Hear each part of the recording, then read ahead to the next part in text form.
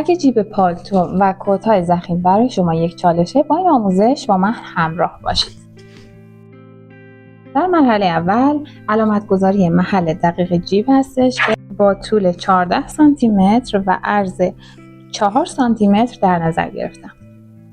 نکته مهمی که اینجا باید رعایت بشه انتقال این خطوط جیب روی پارچه هستش که حتما با کوک انجام بدید.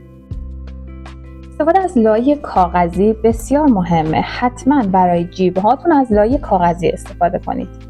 لایه کاغذی با طول 18 سانتی متر و عرض 9.5 سانتی متر در نظر گرفتم برای این جیب. برای دهانه جیب هم عرض 5 سانتی متر و طول 18 سانتی متر در نظر گرفتم. این اضافاتی که الان گفتم اصلا مهم نیستن، شما اضافه هم بگیرید مشکلی نداره. میتونید بعد از دوخت تمام این اضافات رو حذف کنید. پس اولین کاری که میکنیم اینه که لایه کاغذی رو به پشت جیب میچسبونیم. بعد از انتقال خطهای دوخت پارچه باید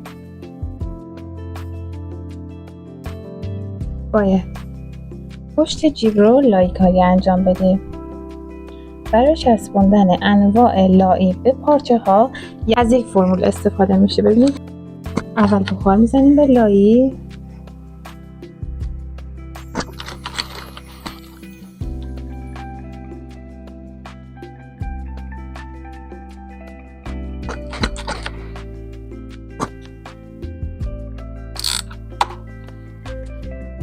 بعد از مرحله بخار زدن فقط از دما استفاده میکنیم. برای دما هم حتما یه تیکه پارچه روی محل لایه قرار بدیم، بعد اتو رو بذارین روش. این کار باعث میشه که اگر دمای اتوی شما بالا بره به خود کارتون آسیبی نرسه. بعد از چسبوندن لایه به زیر کار یک مرحله اتوکاری روی کار هم داریم. این مرحله رو باید با دما انجام بدیم.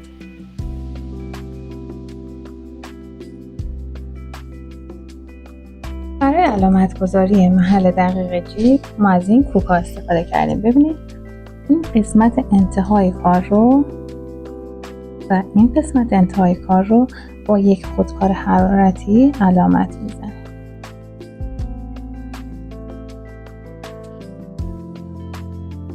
این کار باعث میشه که در زمان دوخت شما از خط مستقیم استفاده کنید. کاملا محل دقیق خط دوخت مشخص میشه. حتما از خودکار حرارتی استفاده کنید برای این مرحله. برای اینکه خط دوخت روی لبه جیب رو درست و صحیح علامت بزنیم حتما این قسمت از کار رو ببینید، قسمت عرض جیب رو علامت گذاری میکنیم به اندازه 4 سانتی متر. این قسمت هم به اندازه 4 سانتی متر این خطوط رو به هم دیگه متصل میکنیم.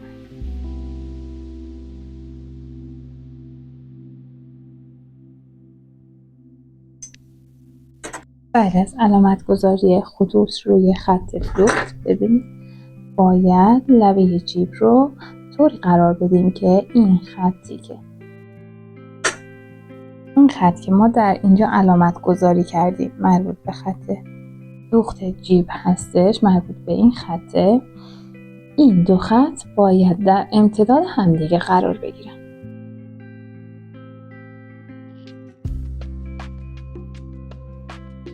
این قسمت مربوط به عرض جیب هست. برای علامت گذاریش میتونیم از این سوزن استفاده کنیم. برای اینکه لبه جیب دچار جابجایی نشه میتونید از کوک استفاده کنید.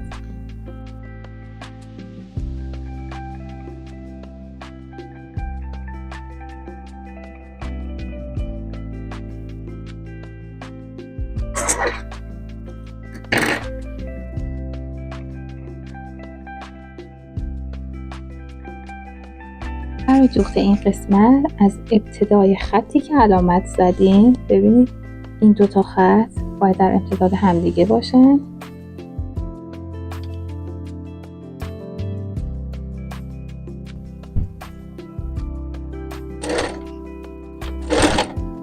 در ابتدا یک سرقرصی میزنیم.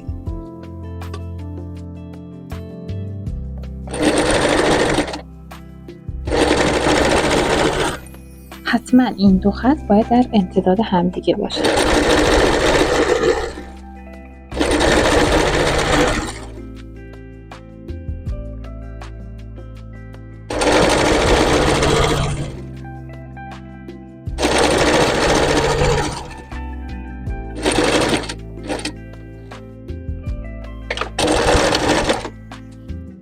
در انتهای کار هم یک سرقرصی میزنیم.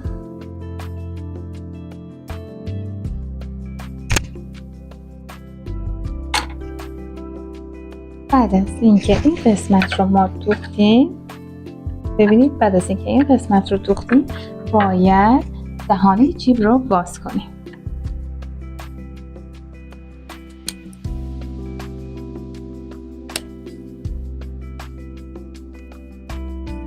ارتفاع مثلثی رو برای این جیب ها بزرگ در نظر بگیرید. برای بریدن مثلثی ها ببینید دقیقاً اون قسمتی که دقیقاً تا اون قسمتی که دوخت انجام شده میبریم.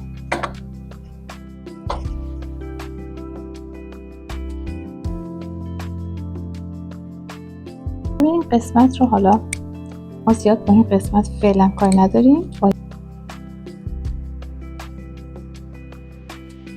بعد از بردن دهانه جیب که مربوط به قسمتیه که دوخت انجام دادیم، ببینید در این مرحله مثلثی سمت بالا رو تا انتها نبرید. ابتدا این قسمت رو که مربوط به لبه جیب هست رو برش میزنیم، یک اتویی میزنیم تا محل دقیق بریدن مثلثی در انتهای دوخت ما مشخص بشه. برای مرحله اتوکاری این قسمت از مثلثی که مربوط به لبه جیب هست رو بریدیم و یک اتویی میکنیم از داخل. سعی کنید که دمای اتو رو زیاد بالا نبرید. دمای اتو وقتی بالا بره بعد از اتوکاری روی پارچه شما سایه ایجاد میشه.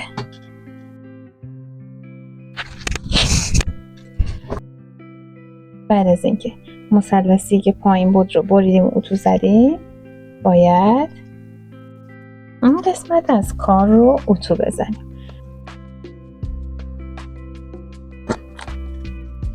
سعی کنید فقط دمای اتو رو زیاد بالا نبرید. دمای اتو بالا باشه باعث میشه که پارچه شما سایه بندازه. این مرحله رو که انجام دادیم میرسیم به مرحله بریدن مثلثی در سمت بالای. ببینید این درسش رو من هنوز به سمت داخل ندادم. بعد از اتو زدن این قسمت از لبه جیب ما مثلثی های سمت بالا رو هم میبریم تا اونجایی که علامت گذاری کردیم. البته برای شروع کار با احتیاط، برای اینکه سمت بالای مثلثی رو ما ببریم تا انتهایی که خط دوختمون هست رو ادامه نمیدیم، دلیلش رو من به شما میگم. ببینید این قسمت رو درسته، ببینید قبل از اینکه به اون محل جای دوخت برسم بریدمش. حالا برای مرحله بعدی ما جیب رو به سمت داخل هدایت میکنیم. بعد از انجام اتوکاری این قسمت از لبه جیب که باید به سمت پایین برگرده ما اتوکاری رو ادامه میدیم. ببینید به این صورت. بعد از برگردوندن جیب به سمت داخل ببینید ما فعلا با مثلثی ها هیچ کاری نداریم. این قسمت رو باید اتوکاری کنیم. برای این قسمت از خطکش فلزی استفاده میکنیم.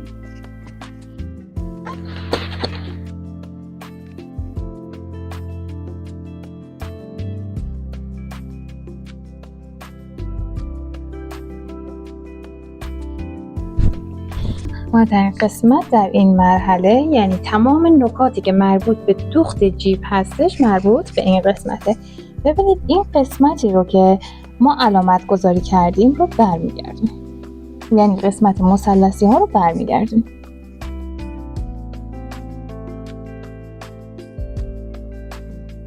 این کار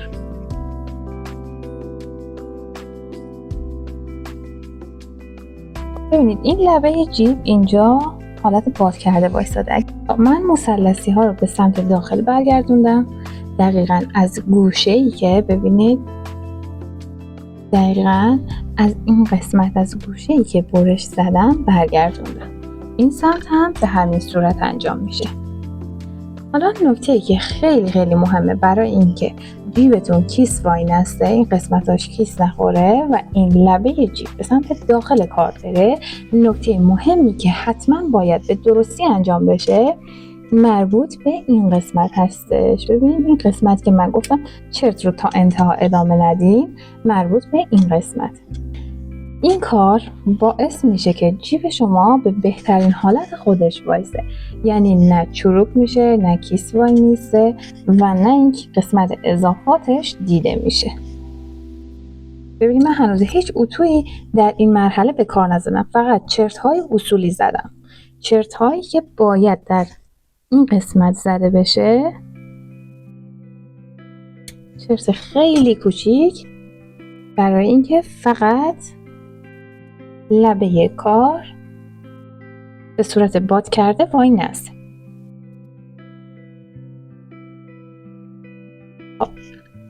حالا میرسیم به قسمت اتو زدن مثلثی ها. از یک خطکش استیل استفاده میکنیم و یه پارچه روی کار قرار میدیم. در این مرحله اتوکاری شما میتونید بخار استفاده کنید، بدون اینکه اتو رو به کار نزدیک کنید از بخار استفاده کنید.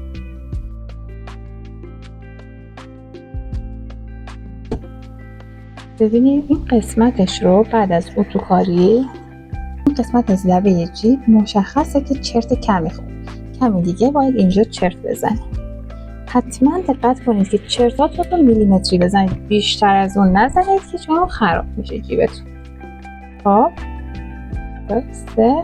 خب من چرتم رو زدم، اینجا جیب آزادی لازم رو داره. حالا نوبت این قسمت از دوخته. ببینید گوشه های کارم هیچ کیسی نخورده.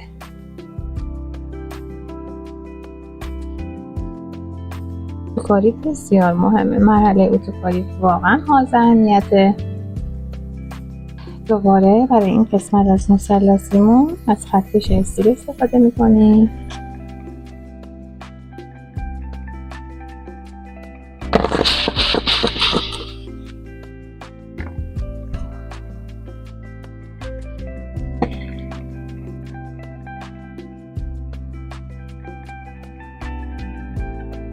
بعد از اتوکاری قسمت مثلث ها، شما لبه جیب رو با این لبه پایینی یک کوک درشت بزنید برای اینکه در قسمت مثلثی ها هیچ جابجایی ایجاد نشه یا در قسمت لبه جیب هیچ نوع جابجایی نداشته باشید. در این مرحله باید قسمت مثلثی ها رو در پشت بدوزیم. از ابتدای برشی که خورده شده، لطفاً با دقت قسمت رو انجام بدید. یک قسمت از نخ رو در پشت نگه دارید که بتونید با این قسمت، با کشیدن این قسمت آن رو به درستی انجام بدید. یک سرقرصی میزنیم به قسمت لبه کار.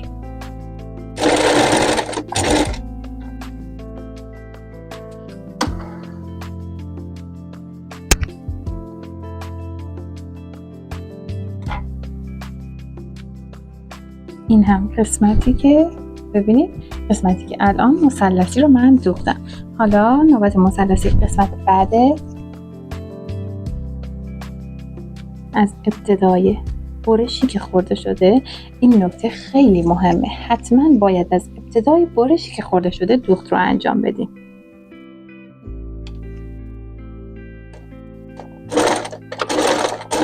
یک سرقرصی.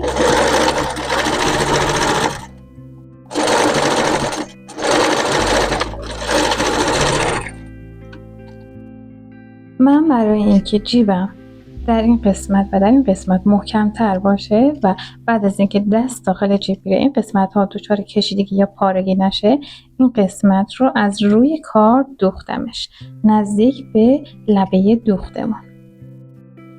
در این مرحله من دوخت کوک دهانه جیب رو باز میکنم. خب بعد از باز کردن کوک دهانه جیب نوبت به دوختن کیسه جیب میرسه. برای دوخت کیسه جیب احتیاج داریم به نواری از خود پارچه پالتو به اندازه 7 تا 8 سانتی متر به پهنای 7 تا 8 سانتی متر که اینجا بعد از دوخت کیسه جیب این قسمت وقتی شما دستتون رو داخل جیب میبرید ببینید این پارچه که قرار بهش بدوزه این دیده میشه، دیگه آستر دیده نمیشه. خب برای دوخت این قسمت از کیسه جیب آستری و نوار پارچه ایمون رو به هم دیگه میدوزیم. بعد از دوخت نوار پارچه ایمون به آستر حتما یک دوخت نیش از روی آستر میزنیم برای اینکه این قسمت از آستر دچار کشیدگی نشه.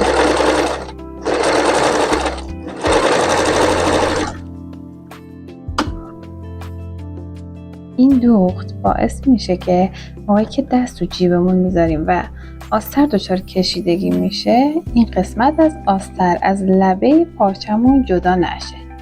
نکته مهمی که قبل از اتصال کیسه جیب به جیب حتما باید انجام بشه چون پارچه ما ضخیم بوده.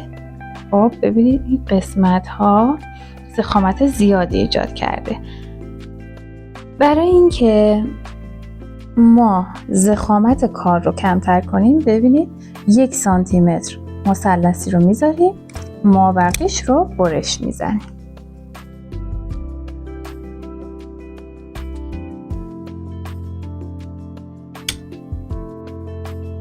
این قسمت های اضافه رو هم میتونیم ازش کم کنیم اما سانتی متر برای اتصال کیسه جیب حتما بذارید.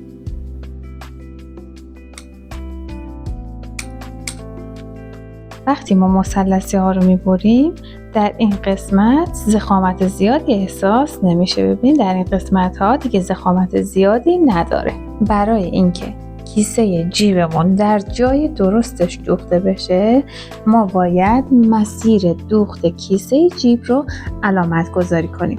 مسیر دوخت کیسه جیب از قسمت لبه جیب ببینید دقیقاً از این قسمت که علامت گذاری میکنیم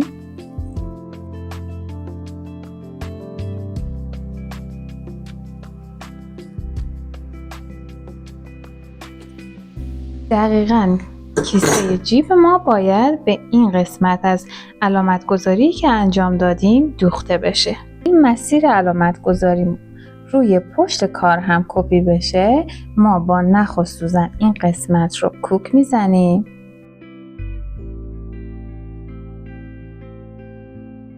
این کار باعث میشه که شما در زمان دوخت دقیقاً از روی خط دوختمون کیسه جیب رو بدوزیم. اگر کیسه جیب کمی جابجایی داشته باشه لبه کیسه ببینید لبه کیسه جیب از این قسمت به سمت بیرون زده میشه. این قسمت از خطی رو که علامت گذاری کردیم و با سوزن در پشت کپی کردم. حالا برای دوخت کیسه جیب ببینید لب به لب پارچه جیب رو قرار میدیم و از مسیری که دقیقاً از مسیری که علامت گذاری کردیم شروع می‌کنیم به دوختن کار. بعد از دوخت کیسه جیب ببین شما باید این درز رو به صورت باز اتو کنید تا نشست خوبی داشته باشه. این قسمت از کار رو به صورت درز باز اتو می‌کنید.